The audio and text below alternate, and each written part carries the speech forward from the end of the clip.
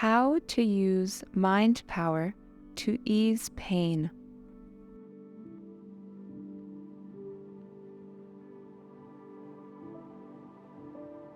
Excerpts from lectures by Paramahansa Yogananda in 1939 and 1945. Whenever you are in misery, physical or mental, practice this spiritual consciousness.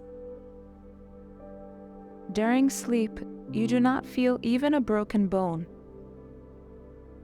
And if in waking consciousness, you keep a very controlled mind, 3/4 of any pain you experience will likewise disappear.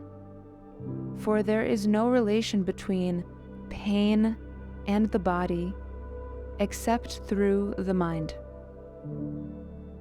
When a stranger is hurt, you don't feel as much concern as you would if he were your brother. A mother watching over her suffering baby feels greater pain than she would if it were another's child.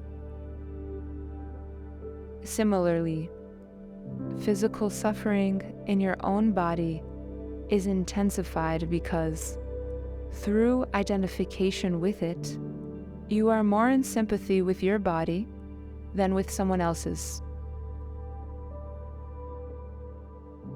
You must be better able to detach your mind and feeling from the body. That is why Jesus said, "Take no thought for your life, what ye shall eat, or what ye shall drink, nor yet for your body, what ye shall put on." Love for the body, love for the senses, these are harmful to your spiritual development.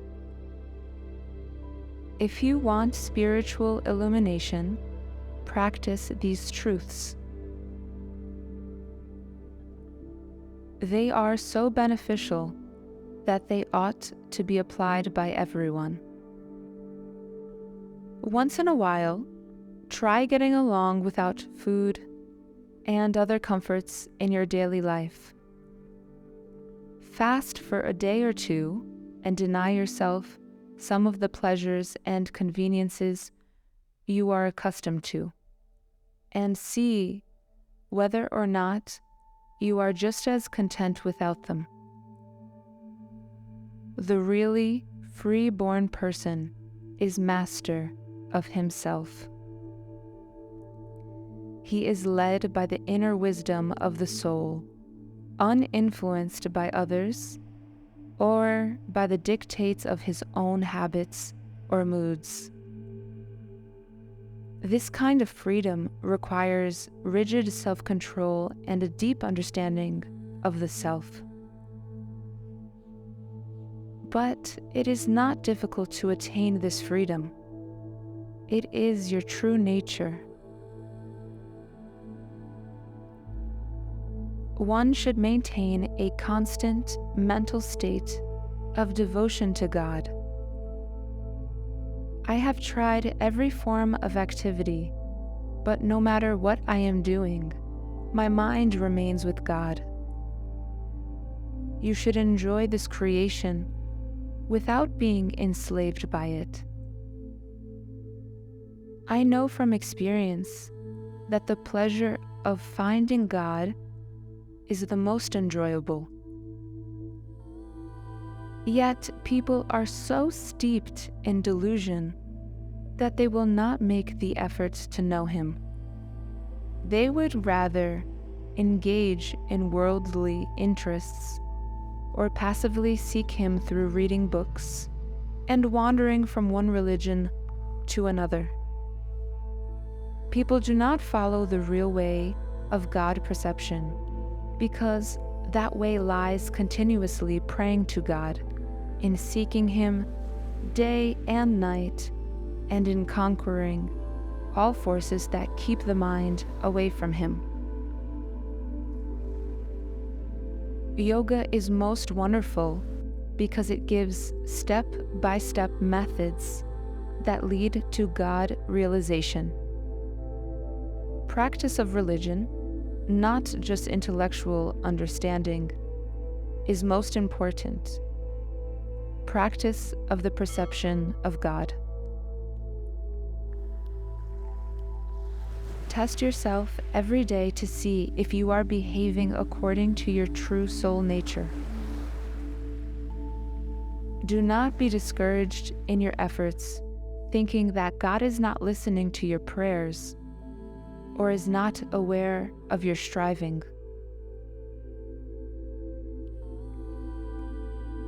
If you study the lives of the masters and saints, you will see that they had much more trouble than you have.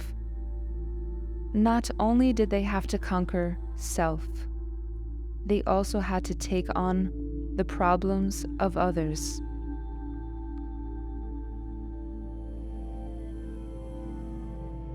The connection between you and bodily pain is only mental.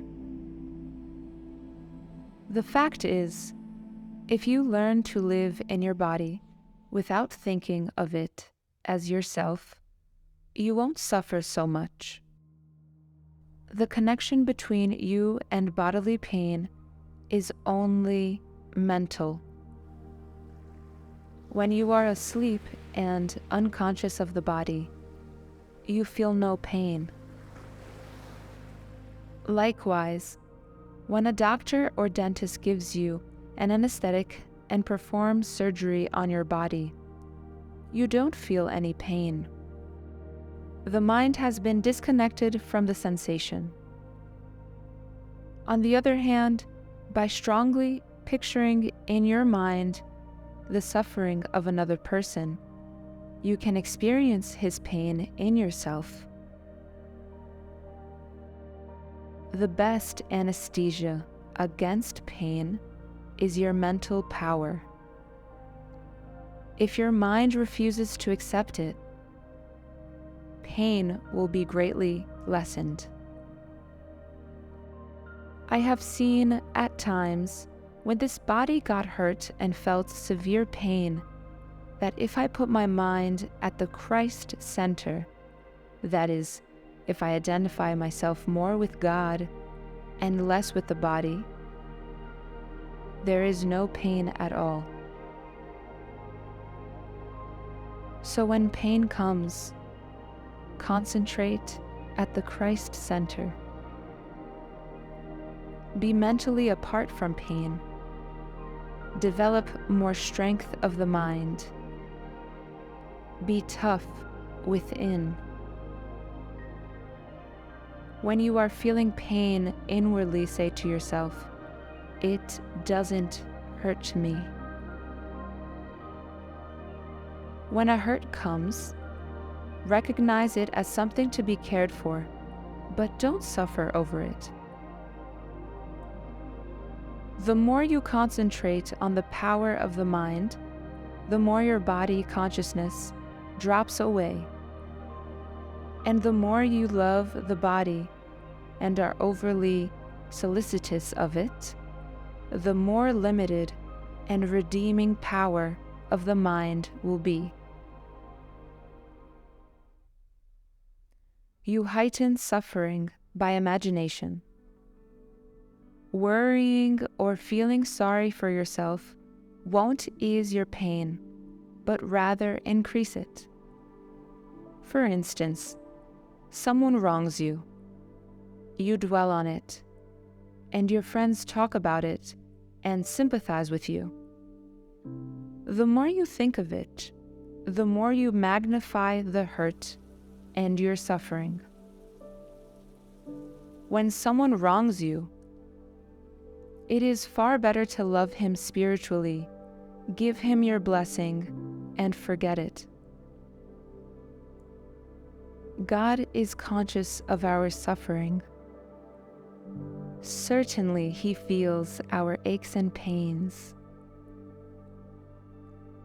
Didn't Jesus say that not one sparrow falls without the feeling and knowledge of God? When the sparrow is being killed by the hawk, the Lord knows the little bird's sensations. He also knows your pain. Do you think it makes him happy to see your suffering? No. He is affected when you are in trouble, so he is not as happy as you think. When God dwells in his absolute state beyond all creation, he knows he is the happiest being there is. But as soon as he feels the desires and sorrows and troubles of his children, he is not so happy. You can sympathize with somebody else's sufferings without actually feeling the same sensation. But if you become completely identified with that person, you will feel his pain as your own. The idea is, God knows what is going on in his creation, but still he is free from the delusion of identification with it. So even though God feels your suffering and mentally suffers for you, his suffering isn't the same as your delusion, because he is not identified with this universe of dualities in the same way you are. He wants you to become like him.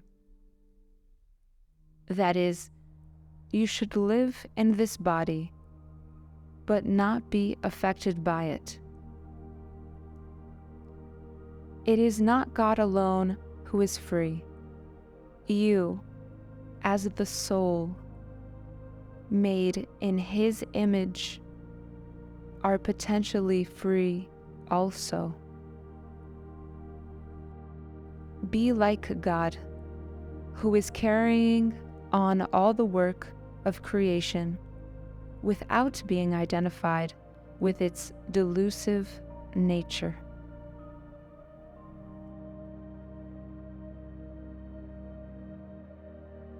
Excerpts from the book The Divine Romance by Paramahansa Yogananda.